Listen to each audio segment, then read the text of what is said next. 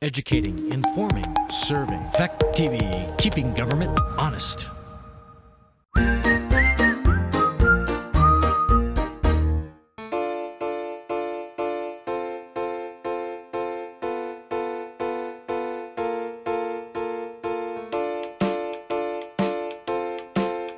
It's 6 o'clock or 6:01. I'd like to open the meeting and call the meeting to order of the Bellows Trustees regular meeting. It's Tuesday, December 21st. Why does it say December 14th? I don't know. I think that was the earliest Okay, threw me version. off. Yeah, Yeah, it's December 21st. right. All right. We're going back in time. I was gonna say, Yeah, it's solstice now, so. yes. And now 6:02 down in the lower theater here. Those of you, thank you for zooming in and also can pick it up on Fact TV using our new sound system. The owl here picks up your voice and it does pretty well without using the microphone, which might be great. We have a lot of difficulty remembering to turn them on and off. Okay, so meetings in order. Approve minutes of November 23rd, 2021. Okay, make the motion to approve the minutes of November 23rd, 2021. And a second? I'm sorry, second, sorry. Any discussion on the minutes? All right, hearing none, all those in favor, please signify by saying aye. Aye. Any additions to the agenda for routine matters and or pressing matters that will require ratification at future meeting? No, nothing. Public comment. Is there someone? Yes. You don't need a mic, but come and sit at the table so Yeah, that we it's can easier to catch. be heard. Yeah, thank you. Thank you. I'm Steve Crofter, I live here in Bellows Falls, and many people around town know me from being the founder and first director of the Community Asylum Seekers Project. And since we started a few years ago, that organization had settled 5 different asylum seekers here in Rockingham, 3 of whom are still living here in the village. And from that experience, I realized that this is a very welcoming community. They've been really well accepted and integrated into the community, and I'm real pleased about that. I'm here tonight just to let you know that a group of people here in town and also some folks from Westminster, surrounding towns, are working with the Refugee Resettlement Agency down in Brattleboro to resettle a family of refugees from Afghanistan here, presumably in Bellows Falls. We don't know that for sure, but this makes the most sense in terms of public transportation and the most likelihood of finding an apartment and so on. So really not here to ask anything of you other than to just to be aware that this is happening. And we expect the refugees, there are going to be about 100 refugees coming to southern Vermont, to Bennington, Windham, and Windsor counties through the Refugee Resettlement Agency in Brattleboro.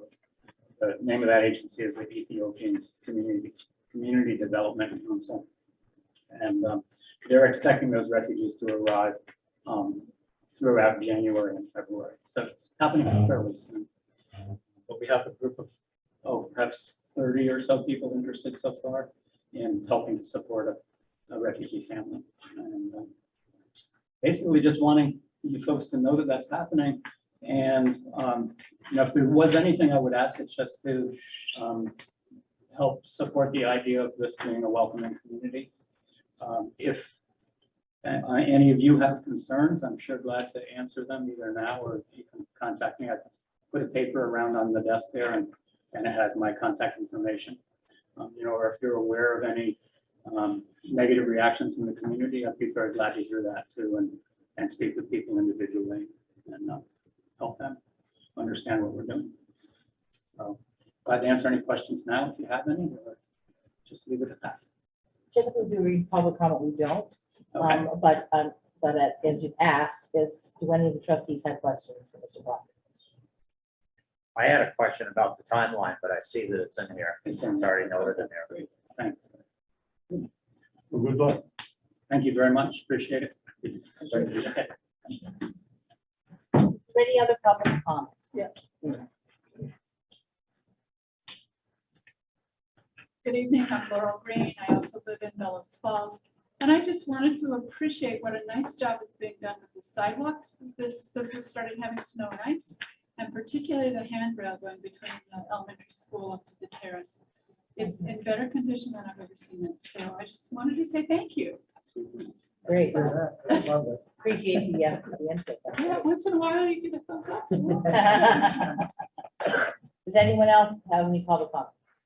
I see no hands. Is there anyone out in the Zoom audience? I see no one out there. Okay. All right, then we move on to the manager's report.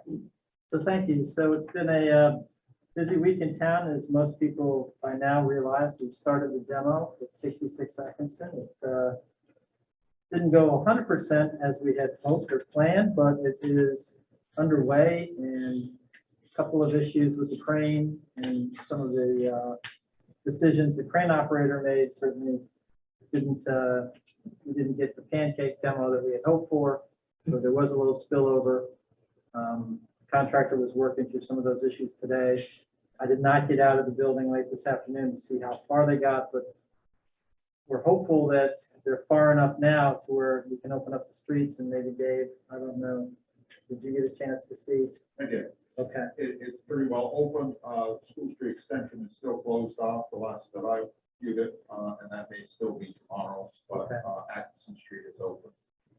so we really did appreciate, we had, a lot of preliminary planning and meetings, and the school was very helpful by going remote, which helped dramatically so that we had room to operate, and we're moving along. So the goal is he should be pretty much off the site for the most part by the end of this week. There won't be any work on the site during the week between the Christmas holiday and New Year's.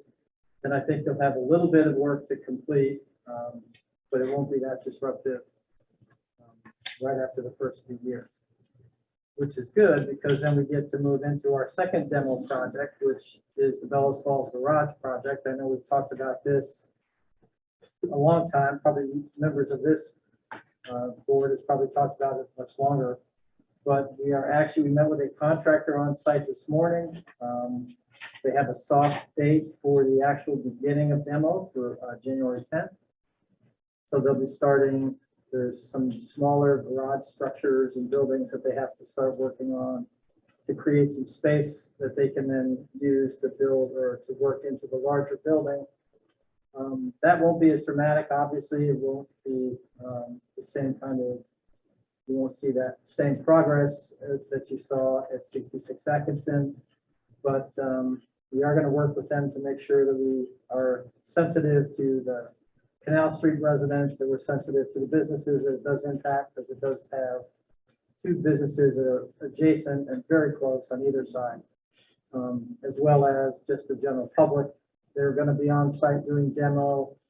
Their preliminary estimate is 7 or 8 weeks. So it's going to be a long process for them to get that building down and hauled away. So not as dramatic as what you saw in 66 Atkinson, but I guess it's signs of progress, and we're excited that that project's underway, and we're hopeful that we'll see that in the spring really start to take shape with the new construction.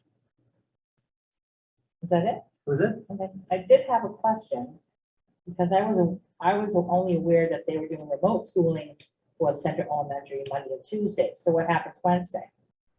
I have not heard it. The superintendent was going to make a call as to whether or not they're going to stay remote or go back to regular in-person class. I did not hear from him today, so I'm assuming they're back to regular class. Which means, but the road's closed at this point, so I'm So, assuming they'll have to do what they can to. Church Place is two-way now right. Okay, during this. So there is some, Okay, so it should there's be a- access. It's a Yeah, little in and out. complicated. Okay. And quite frankly, I'm not sure with COVID and other issues, he might still be closed. I did not hear from him today. Right, well, specifically. he's on the Rockingham School Board. I'm on the SU. We might have heard. I didn't see anything. You haven't heard anything, so my guess is at this point, he's planning on regular class, so, For tomorrow, yeah, the last day of school right, for the rest of the holiday. Okay. correct. All right, thank you. I just want to make sure that people out there look at their emails or whatever, because they're pretty good at sending out notices right away when They are. They've make been very good decisions. to work with. We really appreciated their cooperation. It helped dramatically. This would have been a lot more difficult. Great, yeah, that's true. And some great film work from Fact TV, and also I know Elijah did some great video Pretty dramatic too, stuff. yeah, exactly, of yesterday. Yeah. All right, moving on to the agenda, I don't know, can we perform the first piece, which is the oath of office for a part-time officer? Well, we actually have our esteemed police chief here, and he can do those duties here. So Is our part-time officer here? we do have a part-time candidate here. Okay, oh, in the audience, I'm In the sorry, my audience. apologies. I was expecting him to be sitting over there with the police chief, that's all. So with that being said, Dave, you want to, I guess we can just, wherever you feel comfortable. Right, so With better lighting, or you want to come up here? So the owl will pick you up, I'm assuming it'll turn. Yes.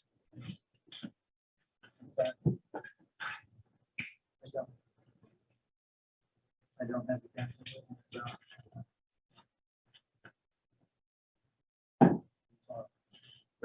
Yep. Chuck, if you want to come up here, we can do the swearing in here. Do you swear to uphold the laws of the state of Vermont and the village of Bellows Falls, to perform your duties as a part-time police officer to the best of your ability? I do. Do you agree to keep your paperwork and your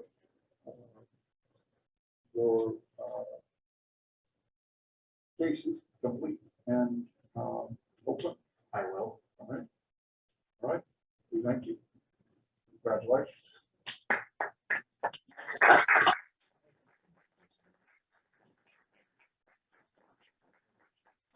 So Chuck went to the part-time academy and completed all of his coursework.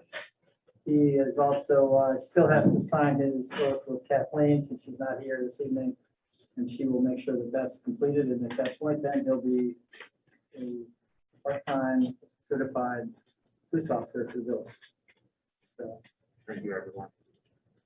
you. Appreciate it, Chuck. Thank you very much.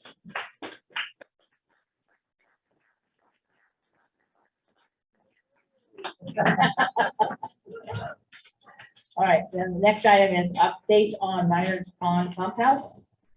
Yeah, so since we last spoke, and I know that this project has sort of gone through fits and starts, get approached the Historical Society about possibly moving it to supplement our pump track and our community gardens facility for storage and sort of maintenance. And quite frankly, when we looked at the size, it was too big to fit in that area, so we had to about repurposing a shed from the recycling center, which is now going to be over there to basically take care of those issues. So now we're back to working with Walter and the historic preservation folks about, there's been a host of recommended historic preservation activity to the pump house itself. Basically, we don't have any time frame for that with the winter weather, but it's on their list of projects. He's been tied up with trying to get some of the meeting house portion completed before the winter weather. So we'll get a better sense from them of what their recommendation is, and then I can report back to you as to how this might work in terms of, there's a couple of different projects that they might recommend, as well as painting, which we've talked about. We don't want to create something that might interfere with some of the historic preservation work. And then ultimately budget, which is the ultimate, the last piece of this puzzle. So it's on their agenda. We don't have a specific time frame yet for those projects, but I will report back to you when they make their recommendation. Great. Next item, unless someone has questions. Arch Bridge project. Arch Bridge, so they are still working. If you notice, there's still contractors on the bridge. There's been some issues with the electric connectivity of the streetlights. And that's the last portion that is contract related.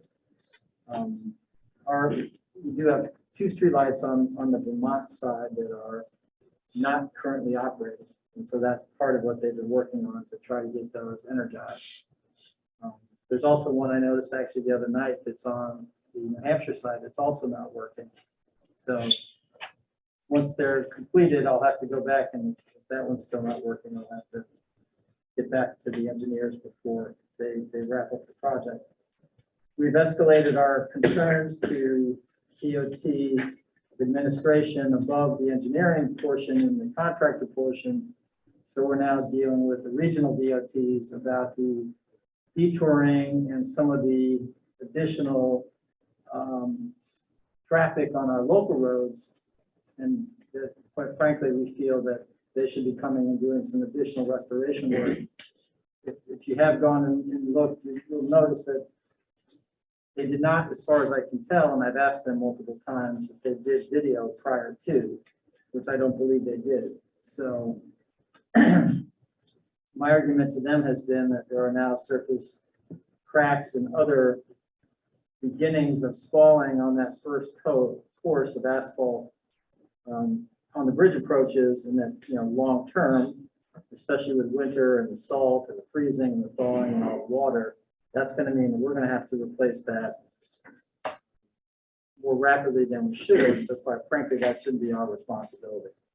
So we're still having a little bit of an argument about that. We're now at the regional level, and I'll let you know as we progress how that gets resolved. We were anticipating that the Route 12 project is going to go on until spring, correct? They have awarded a contract, but my guess is they could go well into the summer. I think Yeah. spring is wildly optimistic. Okay. Yeah.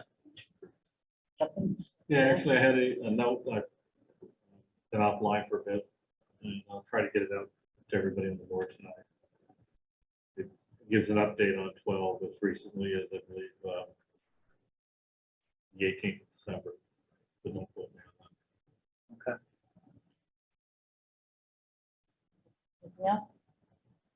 Okay, then we move on to the actual item number 1, which is review, purchase, option, and dryer options for the Bellows Falls wastewater treatment plant. Right, so this is a continuation of that conversation that we've been having, and I've got Rob online if there's any operational questions for Rob. So since we last met, we did get our conditional Vermont approval. We're still in that 30-day comment period, so he doesn't have his final Vermont permit. Once that's received, and at this point, we don't anticipate any comments from anybody, so it's really just we have to wait for the comment period to end.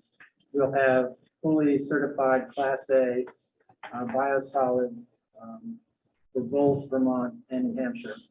And that's important because, quite frankly, Rob and I are of the opinion that he's developed enough relationships with local farmers that we don't have to pay anybody to haul material.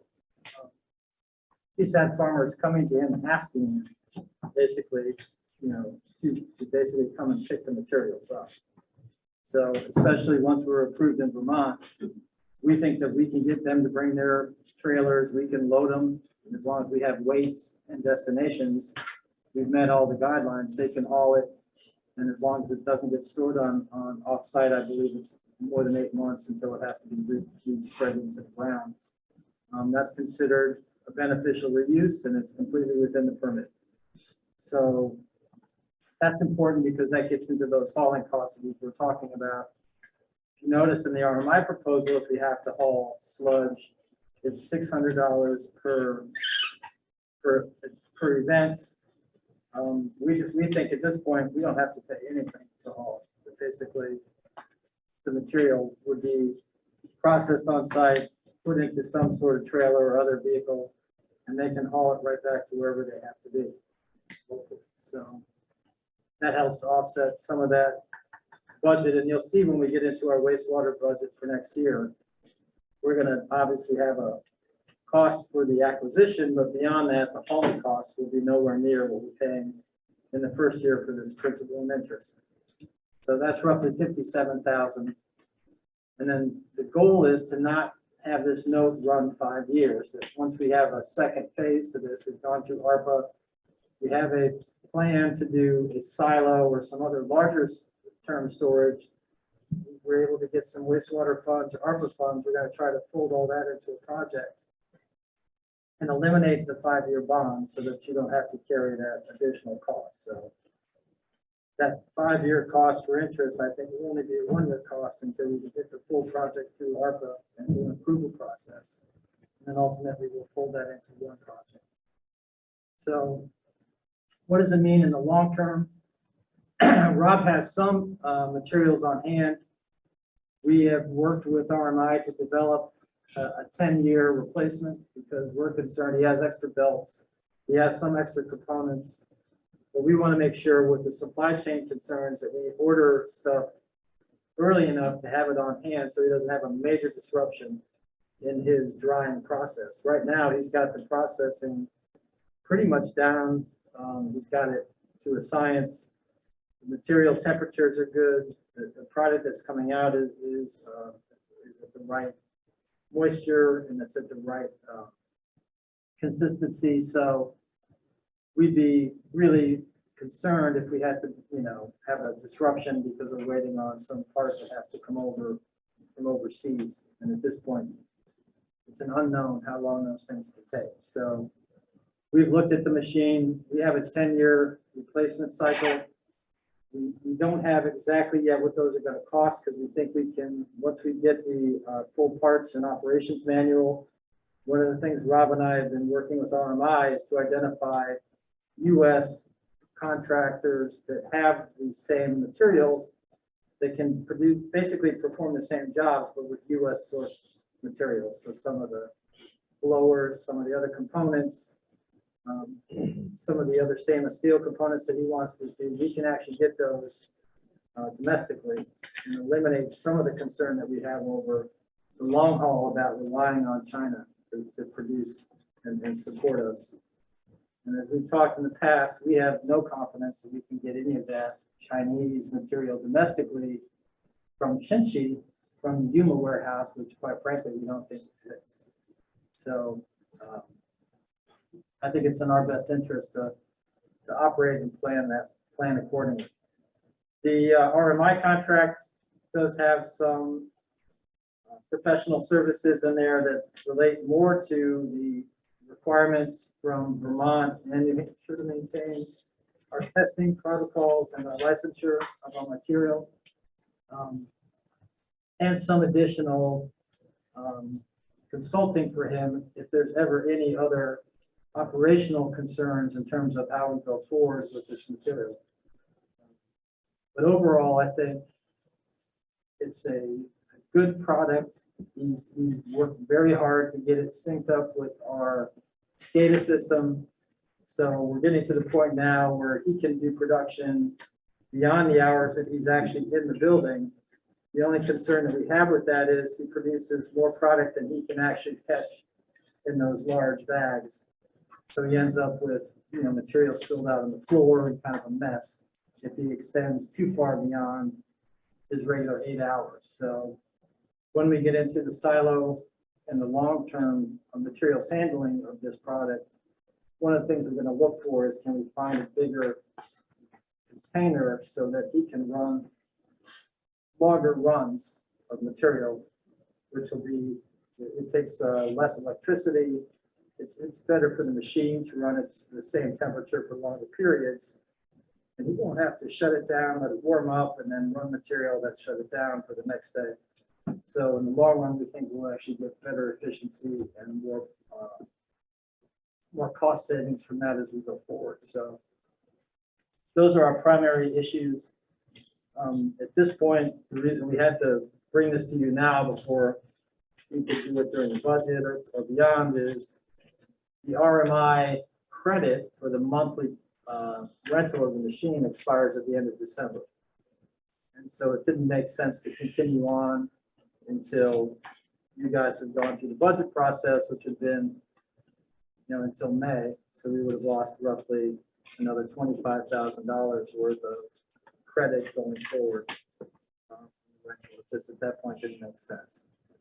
So with all those factors, our recommendation is that we buy the machine, that we authorize the contract with RMI for consulting, and they also become an alternate disposal if in fact we ever have any disruption in our processing. And then as we get into your budget process, our goal is to give you a project that will give you a long-term materials handling and storage solution, preferably with ARPA or other grant funds, and then a way to get rid of this 5-year note so that we can make it so that we're not paying additional interest while we go through. Questions? I did have a question in that, can we get reimbursed 100% by the ARPA funds if it's allowable to use it for that? So whatever we're out of pocket now, will we get the rest, get that monies back? Well, we have to go through, we don't have to, it's recommended that we go through a public process for ARPA. Mhm. So that'll be one of the projects that we put forward. As we go through that process, we're gonna work with VLCT. They've hired this person who is their ARPA, for lack of a better word, she's like their project professional on ARPA funds. So we'll work through her as to see what the best route forward is with that. If portions of that are not ARPA eligible, we'll look at other wastewater funds that are eligible that can replace that. So there's multiple sources. It's not just ARPA money.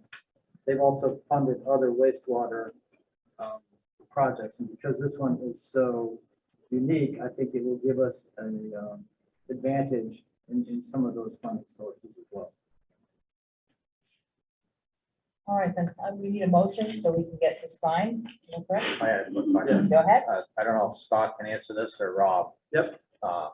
I'm just curious, in the permit, well, 2 questions. Okay. When is the 30-day thing up, the 30-day window? So we've been, I believe the environmental notice went out December the 7th, I believe. That started the 30-day window. Jane. So, So it goes to the beginning of January. okay.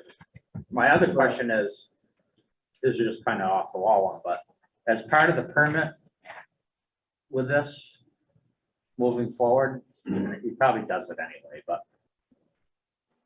to the farmers or whoever takes this material off-site when it's all done, do we have to like document and keep track of that, where all that goes? The only thing that As Rob part and of I the have per- to as do part of the is permit? document the volume that they receive, the amount they take, Okay. when they take it. And then at that point, we don't have any more responsibility for it off-site. It's up to the farmer then to make sure that he turns it in within that 8 months. He just can't store it beyond 8 yeah. months on his property and create, basically a giant, He has to use it up within 8 months. he has to use it. So in that case, I would assume that we do need to track the farmers, right? In case there's any other problems, it comes back to us. Well, I mean, I'm sure they would write it down or something. Yeah, anywhere, so somehow it would who be picked up tracked. Well, most of whatever. these guys turn their materials, that they're seasonal, so they're always rotating depending upon what. They don't want to take up space that they don't have to, so. And they use it because quite frankly, it's such they're clamoring for it, so it won't sit, it will be used. Anything further? Actually, we've been paying 10,000 a month Right. on the trial. This would be less than 5,000 a month actually for for each of these 5 years that we did amortize. Right. What is the contract with RMI? Is that a fixed? I don't know if it was in here, I didn't see it. We did do a fixed price with them, so it is a fixed price contract with them. Is that in existence now, or is that? I don't remember voting that. Extended the previous contract. Which included that. Right. Right. And now we have the new contract, which will go forward after we agree to the bill, after. we agree Right, to the because we sale. won't be paying the 10,000. Correct. Whatever a month, so Correct. I was just curious as to what the, I know they're gonna do testing, and, they're a valuable contact to Yeah, have. there's 3 primary things that we rely on them for. It's the technical expertise about the material in the Class A biosolid process. So we do rely on some of their engineering expertise. We're relying on them for the testing compliance for both Vermont and New Hampshire. So So those are the two primary things that we want to get out of them. And then the third thing is they do have a relationship with the company to get the operations manual and the parts manual and then help us with our domestic sourcing. So those are the three primary things that Rob and I are looking for. And they could help us if we need to. They've already helped us on a couple things already where he had to get some minor things repaired and they were able to help us get them domestically. So, What is that, like a monthly? yes, it's a monthly. And then they are our backup in case we have a failure of the dryer for an extended period. They are then responsible for hauling the wet and getting rid of the wet material. Right. Which they will also do under the contract. So there's a separate contract, this is the bill sale, that's Right. all we're looking at. I'll bring you the other contract. bring we'll that. get together in January. Yeah. How long is that contract for? Is it a year? I'll bring you the term. I think it was a year with annual renewals. So if I remember, it extended multiple years. So we need a motion, I'll make a motion. all right? And I'll make a motion that we purchase the Cincy drying machine from RMI and authorize the manager to borrow the funds from People's Bank pursuant to the terms described herein, and to sign, and to sign the agreements. Yeah. need a second. I'll second that. Is there any further discussion? Rob, did you have something else you wanted to say? No, I'm all set. I saw your mic go off for a bit there, so, okay, so anything further? We're hearing nothing, all those in favor, please signify by saying aye. Aye. You have your bill And, sale. and a major thank you to Rob, who's done incredible amounts of work to get this project underway and that, make it basically work. Yeah. Without Rob and he spent a lot of extra effort on this. It's really, I think it's a good project for the town and for the village and it really doesn't happen without him. So I do appreciate all his extra effort. Great. Yeah, us too. Thank you, Rob. That Thank you, wouldn't Rob. happen. Exactly. Thank you. No, thank you. Little delay on the owl here. We're That's, actually getting yeah, used to that's that. okay. You're an old broadcaster. You can work with delays. Exactly, Yeah. like, oh, we got, it's a 2-second delay there. All right, the next item on the agenda, although I didn't see why it pertained to the village, was public meeting USDA facilities grant train station project. Well, Gary's gonna come up, but while it's coming up, I'll give you just a little bit of the reason why we wanted to have that here. There's a couple reasons. First of all, USDA is really interested in as much outreach as we can for public input. So even though it's a town purchase, it does impact the village because it's an important part of our downtown. They thought it was important to have the village at least have an opportunity to host a meeting, provide input, as well as, quite frankly, this is I think it's a gateway project as we talk about. We have the bridge project now. If we can work on this train station, and we've talked about other ways where this might impact the island. I think there's synergy here with all of these things that are sort of lining up. Gary's done a great job of really bringing the train station to the forefront and some exciting opportunities here as we go forward because we're working with a lot of different agencies. So Federal Rail and Vermont Rail and USDA and Vermont Transportation. So he's juggled quite a few different agencies to get us to this point. And I think it's exciting that if we can get control, what the kinds of things that we can do going forward and the opportunities it provides us to get monies for renovation through other federal programs. So with that as a little bit of a background, maybe Gary can take us from there. Sure. So the public meeting here is to notify the public that the town of Rockingham intends to apply to the United States Department of Agriculture Community Facilities Grant and Loan Program for $100,000 towards a $250,000 train station project. This will give citizens the opportunity to become acquainted with the proposed project and for us to obtain the views on impacts like economic impacts, environmental impacts. And so I just wanted to briefly describe what the project looks like. So the framework before the purchase, in 2019, the town meeting approved $12,500 towards a train station feasibility study. And the town used that to leverage a 2020 USDA Rural Development Grant for $12,500 and Wyndham Regional Commission Brownfields grant for a phase 1 study and a hazardous materials assessment. Two reasons why that's important to do before the purchase. The phase 1 occurring before the purchase provides protection from any liability for contamination to the town.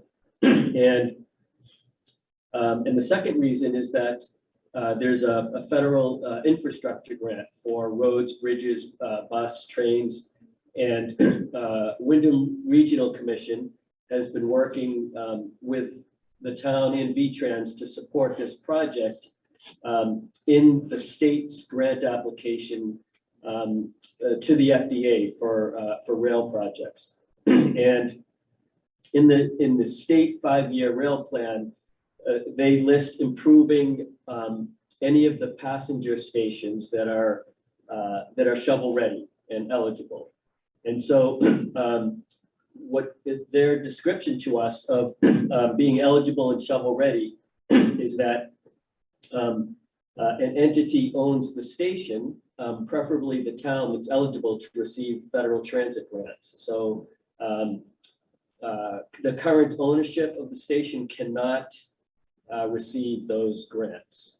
And so V-Trans is applying for multiple stations.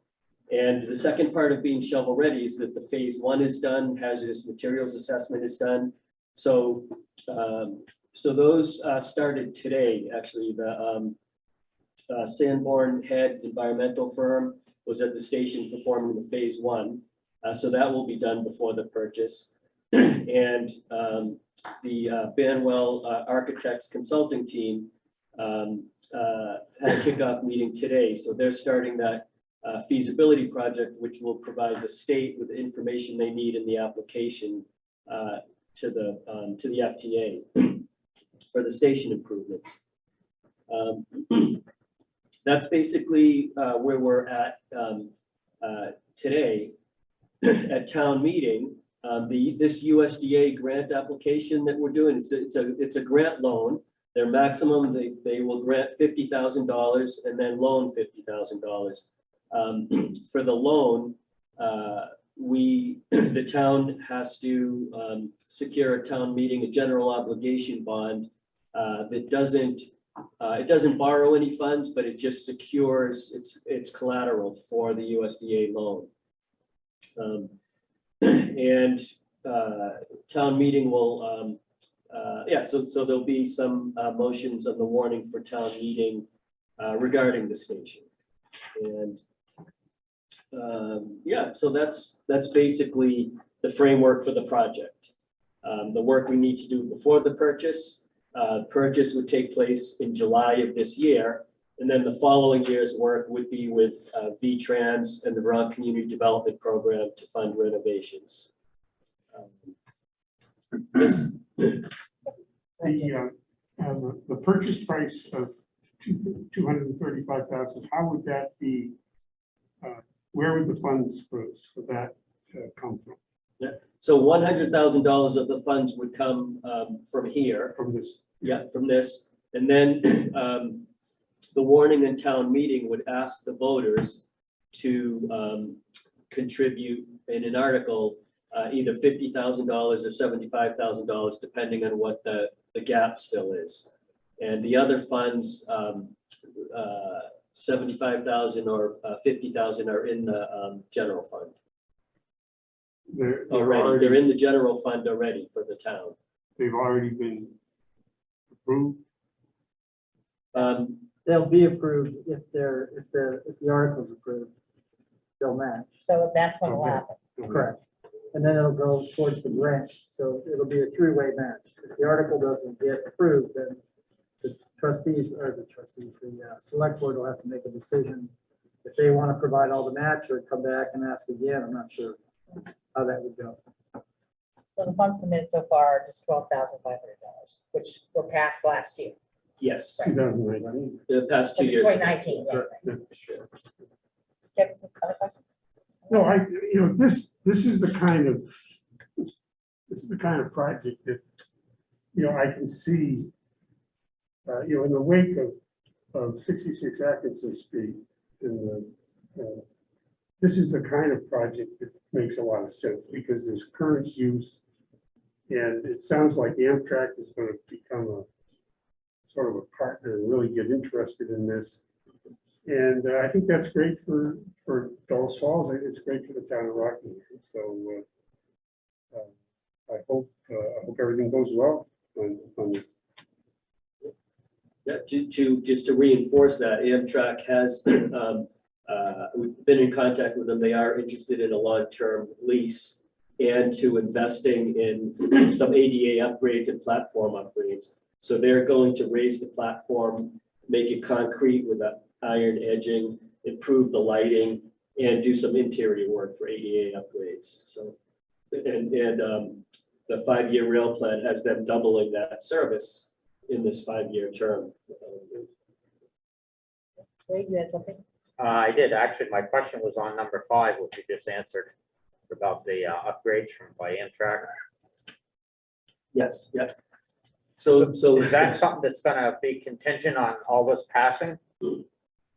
Or it kind of goes, Amtrak is required to do that by the Department of Justice. So they're required to bring the station into ADA compliance.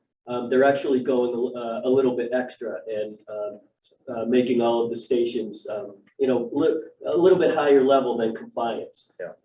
So things like informational signs with LED lighting that are connected electronically with the Amtrak system. So there'll be information directly feeding from the data on the tracks, showing if the train is 30 minutes late, for instance. So it'll have a nice LED lighting board that they're putting up inside. So things like that, they're going a little bit above and beyond to make it a little nicer, a little safer. They're adding extra lighting to the platform so it's bright and people feel safe there. 8 months out of the year, it's dark when the train comes in at 5:30. So right.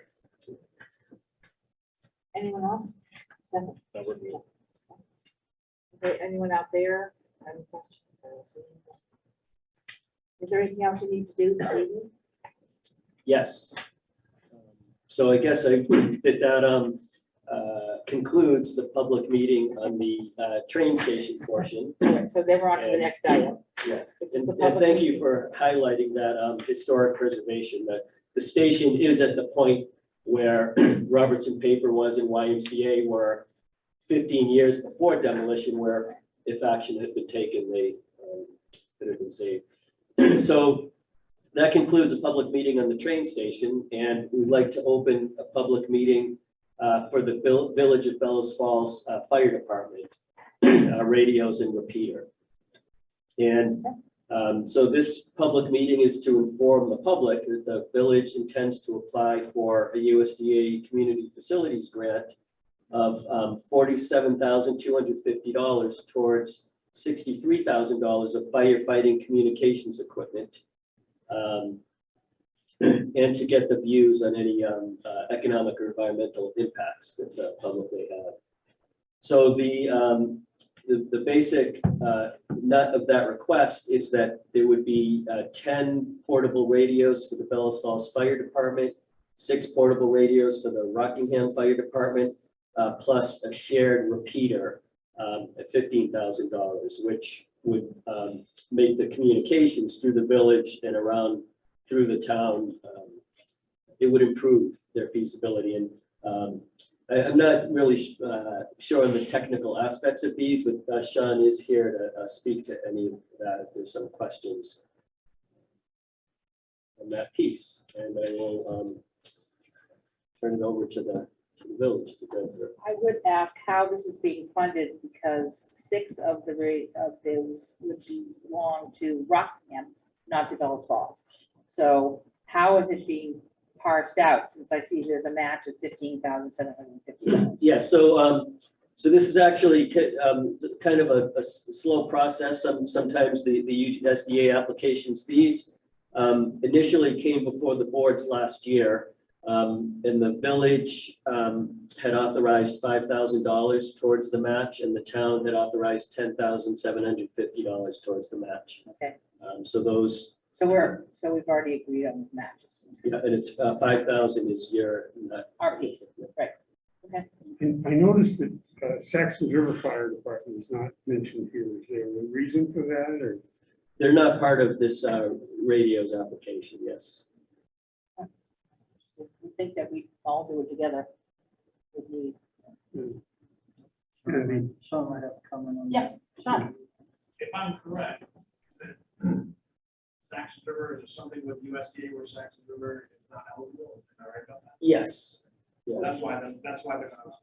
okay, why are they not eligible? Just to answer the Well, if you question. go to the community facilities grant page, there's a link where it says, like each town or municipality, each municipality has a formula, an algorithm that determines if you can if the grant will fund 75% of the project, 55% of the project, and if you're not eligible, it doesn't.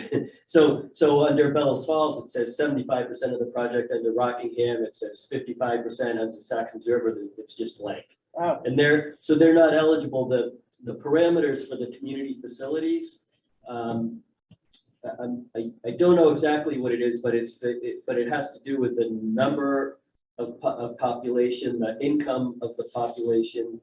And there's a formula. Okay. With 3 or 4 different factors, and Saxon's River is not eligible.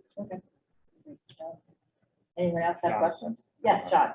I do want to add that we are applying, we're in the process of applying for the fire apps grants, which are due on January 21st.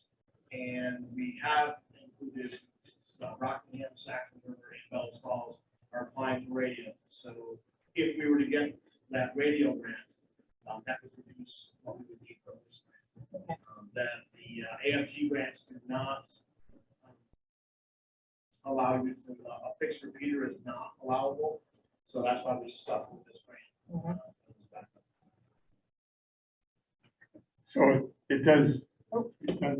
Correct. Oh, okay. Let's do it I'm next. sorry. No, you go. No, so in other words, they are being looped in.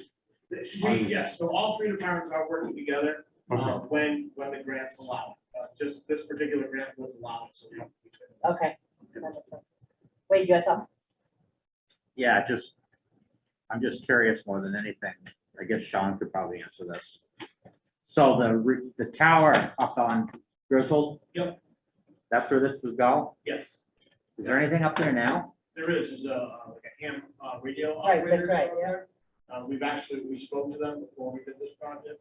So, a year and a half ago now, but they supported it, and they were in favor of it. Would it be better to put it on the one up at the cell tower?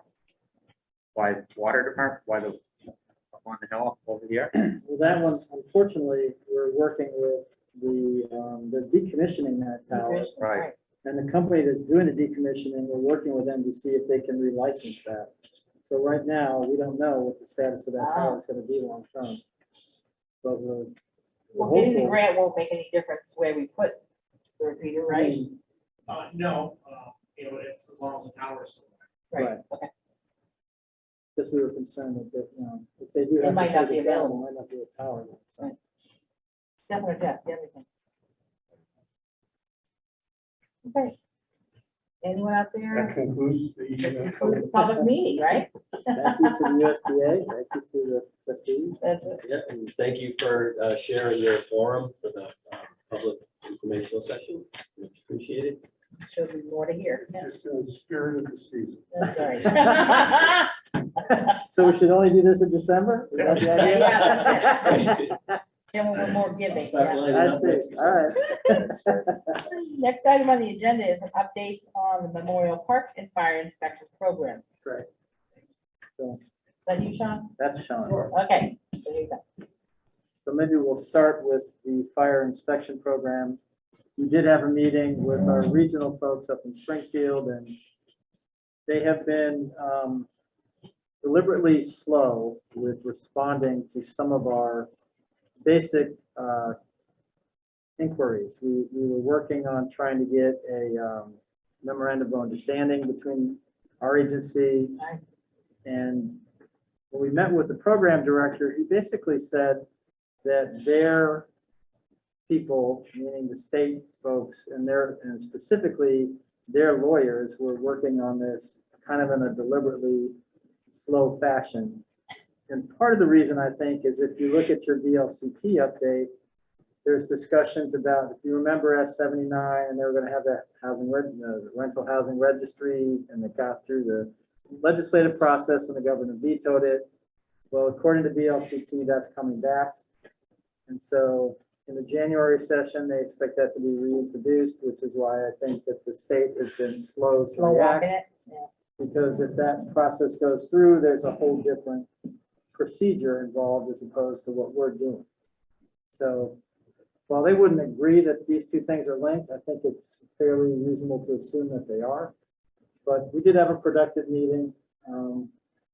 We're still hopeful that there doesn't seem to be any major impediments. Like there was nothing identified at that meeting where we would say, oh, this is going to be an insurmountable problem or an issue we can't resolve. I just think we're caught up in between legislative priorities and the governor's priorities, and how that gets resolved, I think, ultimately impacts as to how they move forward with our project here locally. So I don't know, Sean, if there's anything else that. Just in the meantime, they are working, I think was that Manchester, Vermont?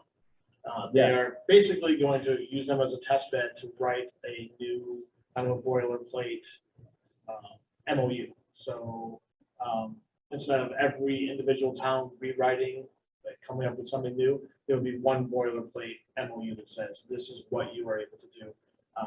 These are the terms. So they're working on that. They expected later next year that would happen. So it's not anytime soon. In the meantime, we did come up with a deal where at least initially we were going to meet with Steve Dumont, who was the local inspector. So we're going to meet next Wednesday, 29th, I think it is, or 28th. And we will pick a few sites every other week. And then we're going to try and get that to a weekly schedule. But beginning every other week, we're going to pick a handful of sites to go visit and we'll see how that goes. That will keep us in kind of out there and visible and keeping us sharp as far as inspections. And we'll show them that we're willing to put the energy into it. By sites, what exactly do you mean? We're gonna pick different, so there's buildings that I have. On the list? That I have a list of, yes, Okay. that I think need attention. Okay, and that's in our community, Yes. right? yeah. Okay, so And Oh, so yeah. Yeah. we'll stop and we'll visit those sites.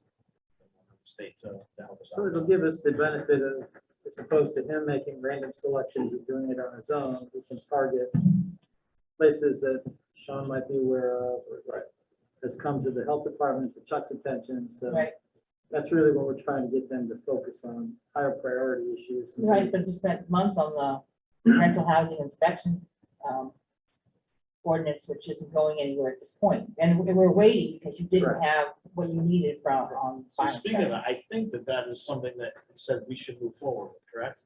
Am I wrong, Rob? I think he said that we should move forward with that process. So it's in place when they do. Yeah, so we would be looking at that in January. I think we should probably work through that Yeah. and have it ready, Right, but understanding that this state process could supersede or supplement. I'm hoping it supplements. Mhm. We shared all that with them to show them what we're trying to do. right, because the So- trustees haven't approved it yet, and then we would move forward to public hearing. Right. And then take comments and go from there. So we have, so starting in January 2022. we stepped up. Yeah, my understanding is the rental inspection would be sort of a regular organized way of doing it by quadrant. Mhm. And it sounds like this would be all types of. Those are well, fire inspection, right? No, I understand. Single family and commercial and, No, this would be a combination of commercial and residential, okay. not single family. And would be at this stage sort of the high concern buildings and then. Yes. Would it move to a I don't know. systematic You or? know, if we can if we can have that with them, then maybe we will. That's not the plan. But that's not their plan. Their plan is to, they just want to pick the stuff that's high priority to us and to them. And from the rental, my incorrect that the fire piece would be part of the rental inspection? Yes. on the list. Automatically, Yeah. Yes. so there wouldn't be redundancy. From that standpoint, you're looking Might to target sound the some overlap. concerns Yeah. first, Yes. from your standpoint, and then if the rental inspection comes into play, then that would all be part of that, and would no longer be on the list. Yes, the only issue is who has the authority. So right now, even with that, we don't have the authority from the state to fines. Mhm. We just don't have total control of that. They want to still have the control. They want to make sure that that permits are being issued. And that is their number one thing. They want to make sure that when there's any construction going on, which is above wallpaper and paint, that you at least call the office and check with them to see what needs to be done. They're very workable guys. They will answer your questions, and it's easier to ask them before you start a project than have to tear it apart, which has happened before. But that their big thing is just making sure that people are doing things properly. And I've noticed from experience that it's every discipline's getting permits. So you've got plumbers getting permits, you've got electricians getting permits, and then the property owner getting permits for the overall. So there's 3 sets of fees. It's pretty amazing. Bureaucrat. Yeah. I mean, But Yes. that's also how they pay for themselves. No, I understand that. So Well, that's why they don't really want to give up this control. I And assume that that's why makes it's sense, there, because the level of detail is not as great as the request. So hopefully there'll be, it'll, even though continue working on the rental housing inspection ordinance, and you're still waiting to get an MOU, which looks like it's gonna be right now. You'll be doing one thing based on what they need, and we'll be moving along with this, but we won't be implementing it till this kind of thing smooth out. Correct. So, still a while down the road before that happens.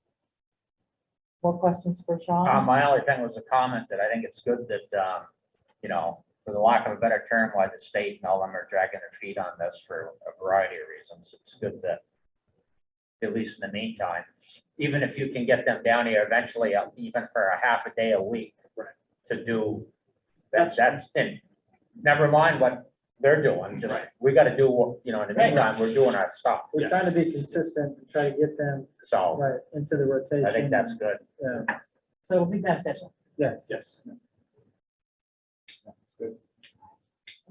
That moves us from there to the updates on the Memorial Park. Right, so I know we've talked a couple times since the dedication, just about where things are shaking out, so Sean hasn't completed all the final on financials and other details. We still have some actual structural work to do on the monument itself, Yes. but I thought maybe we'd just give an update as to where things stand and what we see sort of before next spring. So currently, everything's paid for with 0 taxpayer dollars.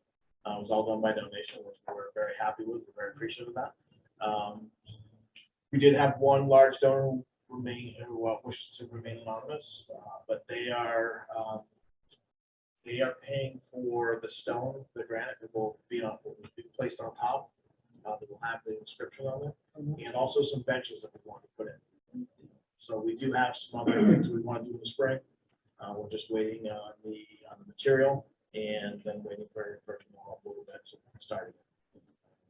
At that time, then we'll give a little more information on the donation, but they kind of wanted to remain anonymous until we put the stuff in.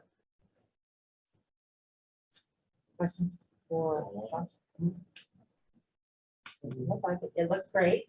And I think there'll probably be more events organized around the holidays and stuff next year once, you know, we get in the swing of using the park appropriately for gatherings in communities. So, And we do intend on having a memorial service for the 40th anniversary next week. May 9th. Yes. 29th. Yeah. And, Yes. yes. And so look at our Facebook page for updates on that. Also, we're working with Rescue Incorporated to do another vaccine clinic. They want to do one on New Year's Eve. It would be New Year's Eve day from 9 a.m. to 11 a.m. at the firehouse. It would be for Moderna and Pfizer. It would be both. You can do initial shot, second, and boosters. Booster is for Pfizer, is booster if you're 60 and older, and Moderna is 18 and older. We're working on all the details on that. We just talked about it today. So that'll be posted on our Facebook page and the police department's Facebook page. You say on New Year's Eve? New Year's Eve day. From New Year's 9 Eve a.m. day. Yeah, Right. 9 a.m. to 11. Now, does the individual have a choice in Moderna or Pfizer, or how's that work? I don't know. I can find out. I can ask about that. And what's required for documentation to bring or not? If you have your card, that would be helpful. Yeah. They can look everything up in the database if you don't have it. But and last I knew, they weren't requiring residency. They were just looking to get as many people vaccinated as possible. Do people need to register with the state to go there, or No, can they no, just walk no, in? It's a pop-up, It's a right? pop-up clinic, so you can just show up there. They take care of the rest of it. Okay, I'm sorry, and with the memorial on the 29th is what time? We will do it right around 6 o'clock. And again, your Facebook page, you know, details. Bellows Fire Department. I think we're good, unless, Jeff, do you have something? I do not. Okay, all right then. I think that's it. Thank you. Thank you, Sean. Next item on the agenda is the financial update. Thank you. Before we jump into Okay, numbers, I had asked Dave to stay because the police do still have a holiday service project, and David asked me about where things stood, so I thought Dave could maybe just give an update as to where that stands. Sure. It's Operation Elves, and we have distributed blankets and pajamas. We did that on December 11th here at the town hall. Renee set up in the lobby and allowed people to come in and receive the pajamas. At that point, we've also been giving out pajamas since then for people that weren't able to make it here. And I don't have an exact total, but it was well over 200, I believe, that we gave out to different children in the community. Things like that. So people have donated pajamas, they've donated cash to it, and we're still taking that in and having that for the operation house. And I want to thank our dispatcher Renee, who has put a lot of work into this, along with other people at the department, but she has spearheaded it and has organized the clothes and organized events. We really appreciate all that she's done for that. and I haven't seen a lot of advertising about it. That's why I was asking what we were doing this year. So, The event that we had was on the 12th, on the 11th, 11th, the day of the parade. Mhm. But we've also been giving them out if people weren't able to make it to that. Great. Chief? How many years in a row has the department been doing this now? Well, we've done a couple of different ones. Right. Operation Elves has been the last 3 years. Before that, it was Adopt an Angel, and that has gone on for about 15, 16 years before that. So between the two, it's been almost 20 years. Thank Thank you. you. Thank you for the update too. I like the fact that it's giving out, needed clothes and warmth for children. And, not that toys aren't great too, but I think there's a lot of focus on toys for tots. And I think it's great that we're taking a little different approach and getting, hopefully very needed sleepwear for young people. There's one other thing I want to ask, and it's not on the agenda, and it wasn't even part of that, is what are we doing for homeless this year? Because I understand the shelter is probably not open due to the COVID extension, last year, so what are we doing when the police get calls for people who have no place to go? Well, the shelter, it's my understanding, is not going to open this year. Yeah. We refer people to 211. There's two other programs. I knew a couple of people that were becoming homeless in the village. We worked with 211. We worked with Our Place, and they're certainly, they can call us and we can refer them to 211 to Economic Services out of Springfield. But there is not a place here in the village or in the immediate area for somebody that is homeless. Great, well, thank you. Thanks. Thank you. All right, now we move on to the financial update. Do you have anything pre-information before we jump in? Precursor. Yeah, I'm just gonna go ahead and let you jump in and we'll supplement as needed. okay. Jake, you usually have questions first, right? So- Well, I think if you were watching that schedule that was put together for our debt service, showed the water fund paying $182,000 for the year. We had another payment that was made just recently on the warrant, and you can see that we're at like 280,000 paid. So I think I mentioned this to Scott earlier because we've struggled for quite some time with this debt schedule, and we thought we had it all cleared with bond bank and the auditor, et cetera. So I think that was kind of the biggest surprise or question that I had on the financials. And I think Scott and Cynthia are working on. And we still have one large payment from a prior project that was, it was classified incorrectly, so we had submitted that back to the auditors. We're waiting on their approval of the journal entries to change it, and then that will revert back to the water fund. So I think it was upwards of $268,000. So you'll actually see an improvement in the position of the water fund. Good. So. But they haven't approved it yet, so I don't, until they do, then I could walk through it and talk in more specifics, but I wanted at least to let you know that that's still underway. I think I noticed our health officer hasn't been paid. Usually that happens right around the half year mark.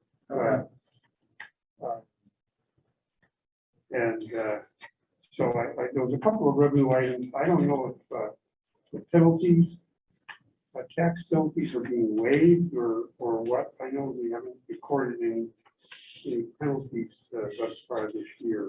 But, They're being allocated, so we'll get those. right, so we'll see those. Yep. Speaking of penalties, I'm sorry to cut you off, Jay. We did get the payment from West District 5. Really? So they're up to speed until the November billing, so they at least caught up with 3,000.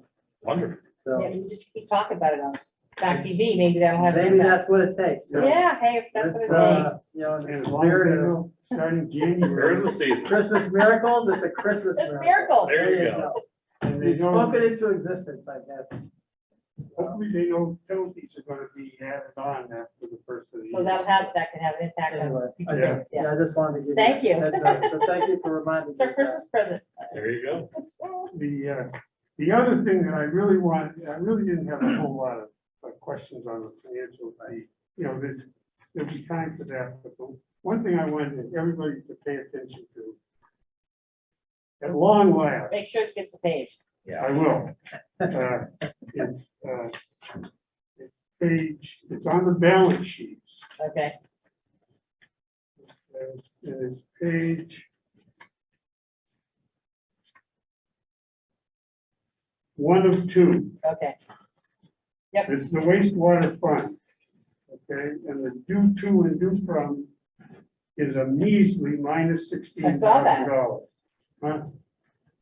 This number, as you know, has been up as high as $1.2 million or Sure has. whatever, and so we've accomplished a great thing here, Scott, or you have, Well, in getting this number down. Now, the bad news is that if you look at the water fund, which is page 1 of 2 Page one for of the Yeah, water, that's a million. they've got 1.16 million Mhm. of due from. And so we find ourselves in a situation where the water fund is flush. The sewer fund is kind of break even. yes. And, our capacity to add debt in the sewer fund is very limited. Mhm. And so as far as projects or surprises or anything like that comes up, we're in great shape water-wise. We're not in such a great shape sewer-wise. I mean, we obviously be able to handle a surprise, but I think the message that we probably would convey is that looking ahead for a while, certainly the next year, I don't think we'll see any water fund rate increases. I think our customers have been very good in terms of accepting what we've had to do to catch up. But there's going to continue to be pressure on sewer rates. Anyone else have any questions on budget?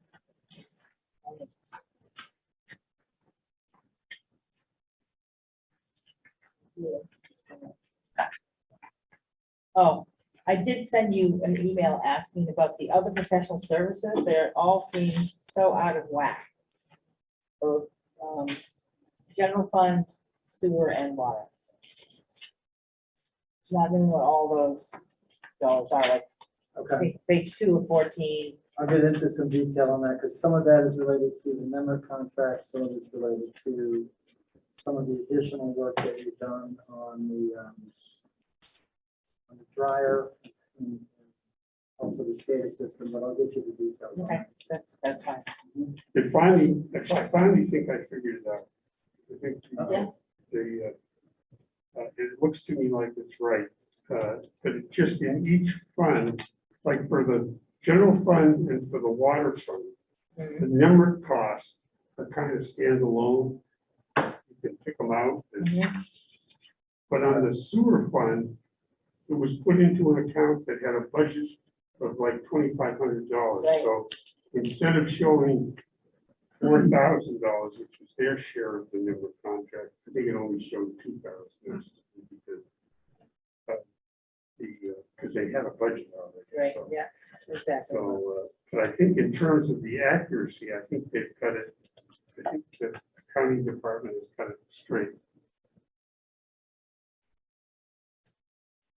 One thing that Jeff had mentioned to me earlier was, and I just wanted to bring to the board's attention since we had spoken previously, that we did process a payment as part of our settlement on previous litigation, and that part of our settlement went through the dispatch pay line. So you'll see that that line is over budget. Over budget, yeah. And Page that 5 was- of 14. Yeah. Right, And that exactly. is directly related to that settlement. Okay, I had that circled, so it's good. Yes, info. Yeah, I circled it too. Yeah, it's a big, right, it's a big number, so. I That's a figured that- partial though, you said, right? Well, the other portion came through insurance. Right. But our, Our share is. Our Our- share, Our our share here. our entire shares in there yes, now? Okay. that was how it was requested to be paid out as part of the sum. Right, exactly. Page 6 of 14, Yeah. my other question was why there's, what, the $25,000 we have budgeted for police vehicles under, police equipment, and there's $9,100 there. Right. So what that is, that represents the antennas for part of that in-car system. So it's just part of that data transmission process. Okay, Yes. have we moved on the solar vehicle, is that gone now? I don't know if they picked it up. I believe so. I think it's gone. I think it's don't, gone? I think I Okay. came down the pike one day when it was getting on the on-ramp, and I thought, wow, that's great. Yeah. I'll have to ask, I know that they paid for it, and I just didn't know when they were gonna actually come and physically get it. Yeah. Take a ride over to Tuttle Street. So. You know where it is? I go by it all Oh, the time. geez. I've seen 3, wasn't positive, it was actually gone, sometimes in the back of the building, you don't necessarily see it. Yeah. I think Stephen's right. I think it's gone. I think it might, yeah. Because it I'll was have to ours, I ask- mean, I'll ask Dave, but I- And probably finally picked it up. I think we did better, if I remember correctly, the second time second around, time around, yeah. I know, maybe. Put With the more mileage inventory on so it. tight, yeah, the inventory is continuous, yeah, it's ridiculous. Use the airport. And just a concern on page 7 of 14, looks like the parks budget is going to go run over on materials and supplies. We've already spent 81% of it. We still have half a year to go. Yeah. When you hit spring, it's gonna be there, so. Okay. I'm not sure how we spend that. Something Materials. relates to the pump track and some of Oh, that maybe so, project, yeah. Yeah, I think that's it. That's it. Looks like that's all we had. I had a question Okay, go ahead. on I don't know if Scott knows this or not. Yeah. Under the fire office expenses, Oh, yeah. page 5 of 14, Okay, let me get there. that's at 133.6%. Yeah, it's over budget. I don't know what that I don't know what that represents. Yep, all right, I'll look and I was just see, curious. yeah, I'm not 100% sure what the details. Yeah, it are. was one I circled, but it was that much, but yeah. Okay. Follow up on that. It might be something we explain when we go into budget time. And they say, we actually Well, need it's more easier if I money. look it up now. Right. Yeah, see what I'll it get is. back to you on that one. Let's see, that would take us down to review agenda item for the next meeting, which is January 11th of 2022. I'm sure what else we need to put on there. There's a couple of things on here that'll turn up anyway.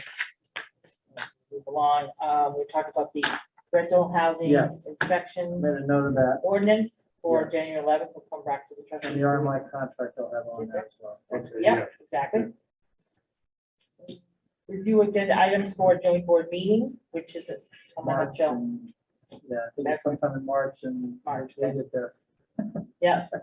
I've had March Really? 30th. further concern from the Saxon River trustees that they would like to be added to some of those, but although my understanding is, well, first of all, we have these joint meetings because we pay 50% of municipal government. They don't participate Right. that way. I understand if they're concerned about some items that as town items that impact them too, just like town items impact us. But I'm not sure if a tri-board agreement or meeting is necessary. It just depends on what's on the agenda, I guess. Review and approve orders, bills and warrants, which does everyone have a chance to sign them today? Okay, we need a motion for that. Motion to approve the orders, bills, and warrants. And a second? Second. Okay. All those in favor, please signify by saying aye. Aye. All right, those are approved. Other business, Scott, No, I'm good. wait, I don't have anything other than, I didn't see it, but I guess the parade of lights was it was beautiful. Was it Actually, it was tremendous. Yeah, I sent an email to Ben, I thought that was wonderful. yeah. I didn't even go to it. but I Nice didn't- event. I saw him starting out my porch off, coming out of Henry or. That's where I watched it too. And then I watched it at the walked out my Henry house. And yeah, walked into the crowd of people. There was a lot of people. That's what I I was heard. surprised at the number of entries. For a Yeah. first time event, I thought I it was know. tremendous, very nicely done. There's a lot of different light displays. Yeah, it's fun. And I wish I'd gotten down into the square earlier, or stayed down in there because there was a guy on stilts walking around. And there was just a lot of stuff going on down there and at the park. Made for a Missed it. nice afternoon. Yeah. It was fun. Yeah, it's Yeah. great. I follow a feed called Strong Towns, and on that, they were asking what various towns do for holidays. Yeah.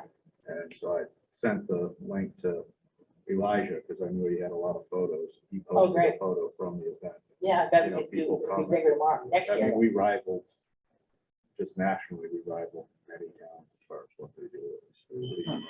Great. No, I'm sorry, I was away. I didn't see it either, so. But, I saw some of it. The comments were very People spend a positive. lot of time decorating their equipment too. Those were not haphazard. Some of those took a while. It's a lot of work. To do that. Yeah, for an event that lasts like an hour or two. Yeah, right. That's all I got. Okay. Jigs. Just happy holidays, Merry Christmas and all that good stuff. And stay safe, get your shots. And good luck to the new year. Stefan. Well, we'll be soon getting into the budget. There are tough times out there, and I don't think, I think we're still riding a wave of the last 4 years of the economy being pretty good. So I think, eventually it's gonna come to a problem here ahead where it's gonna be a lot tougher than it is right now. So just a heads up in my opinion. The other item is a couple of things. I know I harp on it every year, but if we can do something with improved lighting down here, Every year, it's gone on for at least a decade, people complain about the lights. preferably LED. And then, like tonight, I know it was a 40-degree day, but it's probably about 20 out there now. It's a little cool down here. It's so cool down here. So if we can take a look at that. I know it's probably a town issue because it's the building, et cetera. And outside of that, the parade of lights was very nice. Also getting a lot of feedback on 66 Atkinson Street. And I'll end it with a very Merry Christmas to everybody in the community and bless the new year. Happy holidays, happy new year. Everybody to stay safe. Do what you need to do to enjoy time with family as best you can and get through the dark days, which is the week between Christmas and New Year's. We won't see you until 2022. So everyone try and stay safe and we will see you then. Thank you very much. Everyone have a good night and a happy holiday.